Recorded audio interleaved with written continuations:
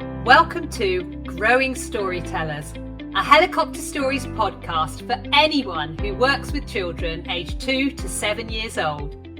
I'm Trisha Lee, and this is my colleague Isla Hill. And today we are talking about physical development, another one of the prime areas of the EYFS framework. And we've called this, because it's so much part of helicopter stories, because of story acting, we've called it being a rainbow. Who doesn't want to be a rainbow? Yeah, totally. We all want to be rainbows, don't we? And actually, one of the things when you're acting out a story is, those gross motor skills, is that children are getting to try and be different shapes, to move in different ways, and also to move in ways that they're not familiar with sometimes, or to, move in a way that maybe they're jumping like a frog, and hopping around the stage like a frog, or being a monster and chasing somebody around the stage, or, moving in a way, or they have to move very slowly in one character or very fast in another. So there's a lot of kind of physical movements that they're doing, but also in terms of negotiating space. And I know that's one of the things that's mentioned under this prime area as a way of looking at, seeing how children do it. But there's so much negotiation of space. For a start, the children are hemmed in a very specific area. They've got the stage, so they have to negotiate within a defined area. And, you can really see that, because when I'm working with 2-year-olds, they can't do that. They're not there yet. And no, neither should they be. So if you're working with 2-year-olds, it's like, shall we all be the dragon? And they're off around the room. They can't stay in the confines of that stage. Then you clap, thank you, and they all come back together. And then we try again. Next one. Shall we all be the fish swimming around? And they're off and they're swimming out around the room. So that negotiating of space, they're negotiating the room, not the confines of the space. But then when you get to, the 3 and 4-year-olds, and they start to go, sometimes when they stay in the space, stay on the stage. And gradually, children get used to, this is it. This is the area. This is the space we're negotiating. This is the area where our acting out takes place. Absolutely. And they'll even get to the point where they can do pretend running, so that they're running at a speed they know works inside the space that they've been allocated. They're negotiating. So, and sometimes it gets quite complex, doesn't it? Because their narratives get more complex, and there's the monster chasing the dog, and you're saying to the monster, pretend you can't catch the dog. So they're doing this sort of brilliant pretend running whilst not getting too close to the dog, because they don't want to actually catch the dog. They're trying to not catch the dog. And they're really good at it. They get really efficient at negotiating that space, at being aware of all of the others around them and how to make that work. Yeah, definitely. And also within that as well, sometimes, particularly if you've got a lot of characters, you might have lots of sheep. So you've got children crawling around the stage, and then a bear might come on, and the bear's walking around the stage. And the children really do need to watch out that they're not treading on each other's fingers, or, sort of being aware of everyone else. Or I've had things where I've had some children being a river, and the characters have to step across the river. So they're actually doing this thing of stepping over children to get to the other side. And you see them sometimes working it out, don't you? You see them working it out. They look at it and they're like, how am I going to do that? Like we had Goldilocks trying to lay down and test the 3 beds, and we had a child being each bed, and you could see Goldilocks go, okay, how am I gonna do that, and sort of wiggling their way in next to the child who was being the bed, and really like working it out, because they are actually being really careful in those moments. Yeah, it's such a precise, sort of really looking at how they negotiate spaces. You can see it so clearly within some of those things that they're having to do. I remember in, I think it's in the Helicopter Stories at Home videos that one of the parents sent in. So we've created these videos of parents working with children at home using Helicopter Stories. And they were doing a retelling of The Gingerbread Man. And I remember the older girl said to her sister, "Can you make the river higher?" And so she went up almost like a press up. And her sister jumped over her. And you sort of go, wow, that's incredible. And, you know, sort of the adult in the room, the mum, was going, oh, and you could see that risk taking of going, oh, is this going to be safe?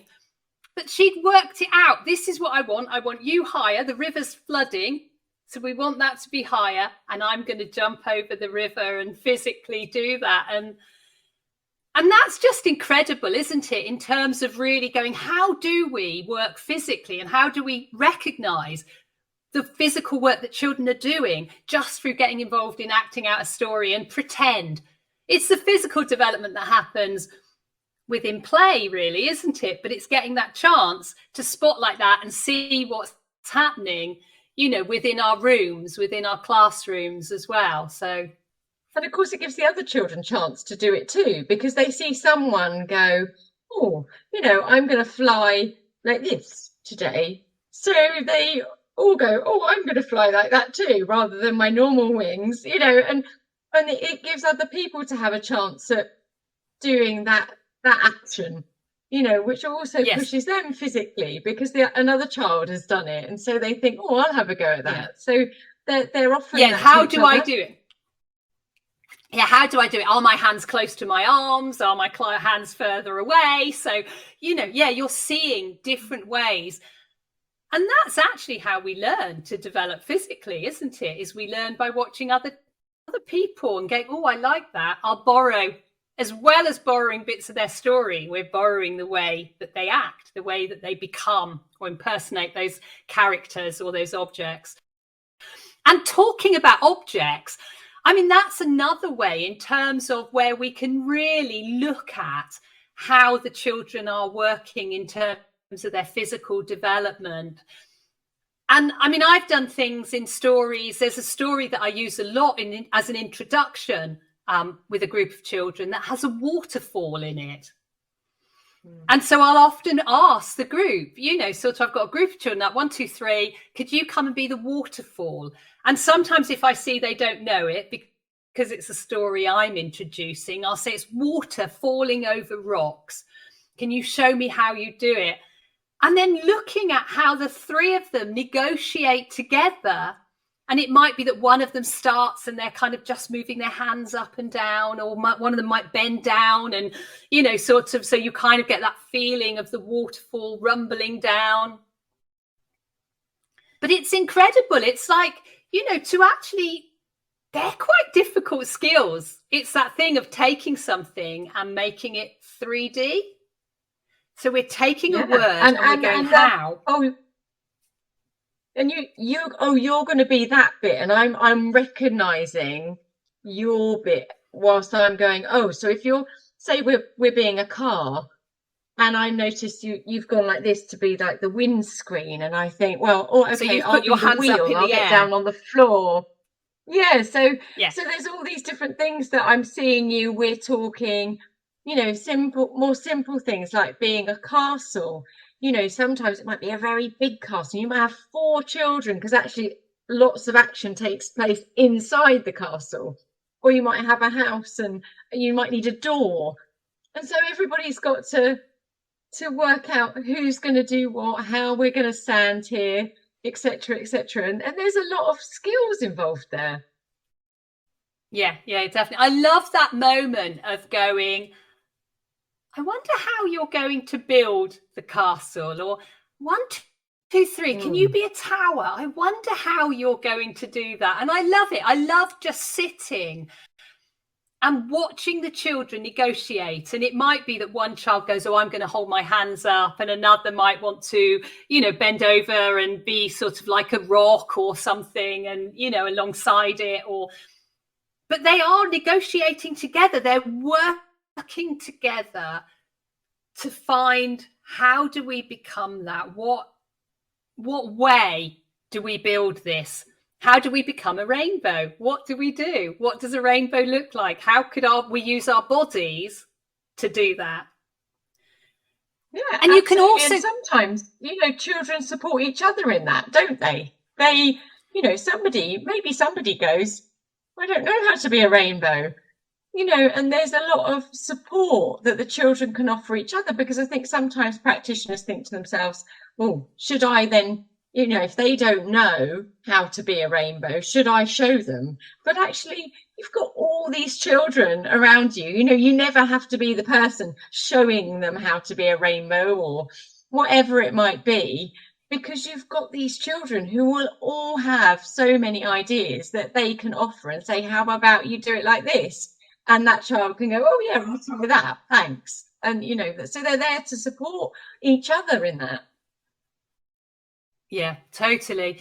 That is really true, isn't it? Is that we've always got the other children. And I love that way of going, oh, I'm really curious, how could we do that?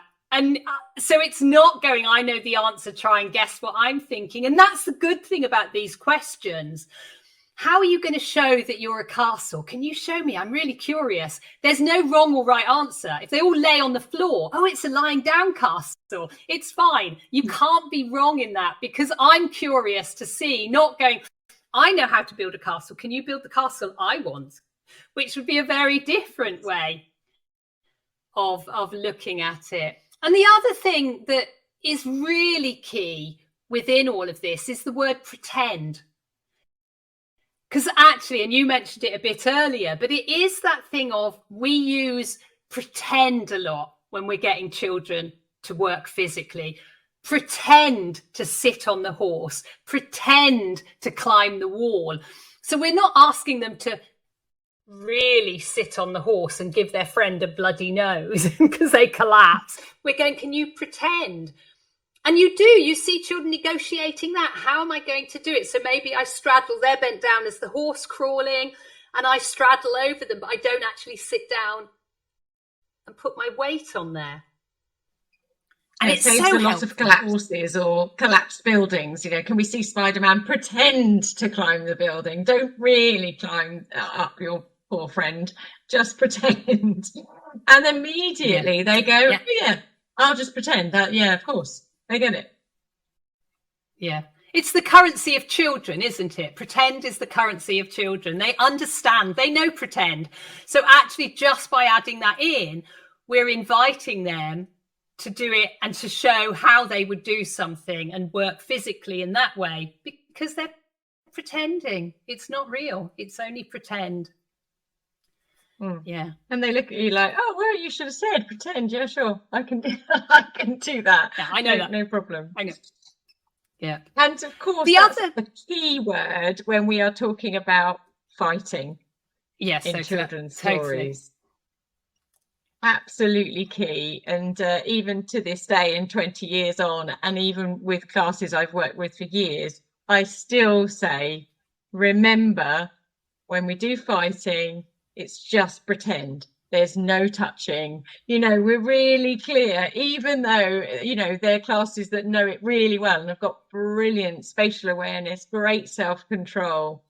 You're still kind of going, I'm going to remind you, just in case somebody forgets, that we're just pretending.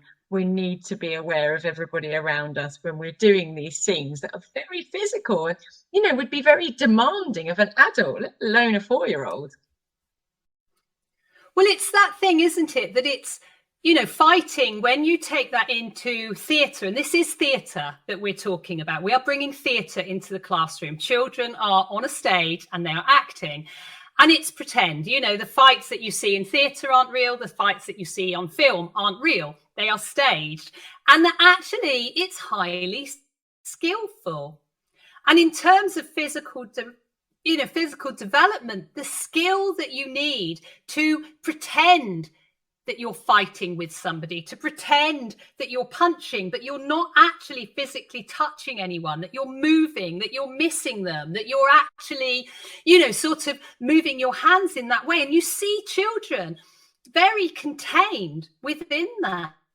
I've seen some beautiful dance movements that children have done in terms of the fighting. I had a group once that were really into karate and working in that way, and they would do these amazing kind of hand movements and, you know, really moving around.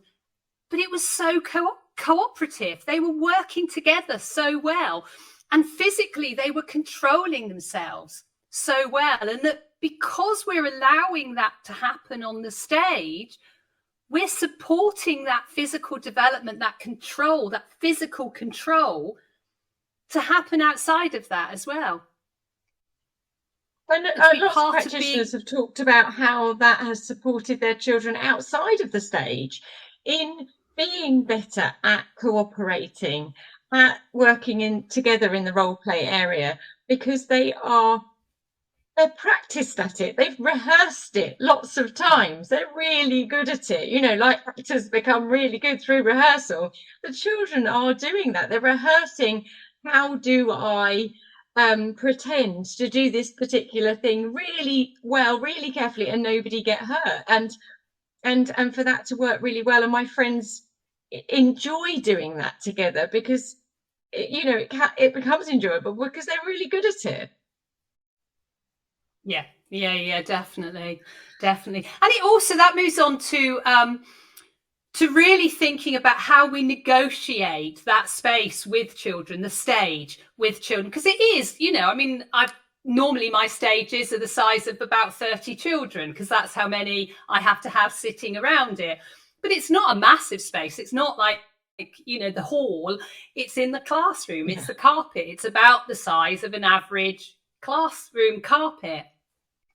And so the children need to learn to negotiate that and to really think about what actions can happen in that. And I remember I was working with a reception classroom, and there was a lot of boys in the classroom, and there was a lot of interest in football, and their stories were all football.